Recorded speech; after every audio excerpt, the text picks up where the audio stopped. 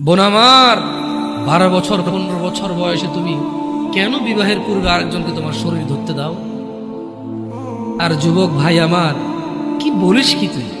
এই পৃথিবী আর পৃথিবীতে যা আছে এর চেয়ে মূল্যবান হচ্ছে এই মেয়েটা। তো এরকম মূল্যবান একটা জিনিস ওর ধরে ছুঁয়ে তুই ওকে ওর মূল্য কমিয়ে দিবি? এত বড় জুলুম ওর প্রতি তোর! তুই আল্লাহকে ভয় করিস না তাই বলে এতটা? কি বলিস তুই? তুই কি কারো গাড়ির গ্লাস ভাঙছিস জীবনে? না। কেন ওর লস হবে? তুই কি কোনোদিন কোনো মানুষকে ঘুষি দিছিস? না। কারণ তাহলে ও বেচারা কষ্ট পাবে। তুই কি জীবনে কারো পেটে ছুরি ঢুকাই দিছিস? না। ও মরে যাবে, তাহলে ওর ফ্যামিলি ক্ষতিগ্রস্ত, লসে পড়ে যাবে। তুই কি কারো টাকা মারছিস কোনোদিন? না। তাহলে ওর ফ্যামিলি টাকার কারণে কষ্ট পাবে।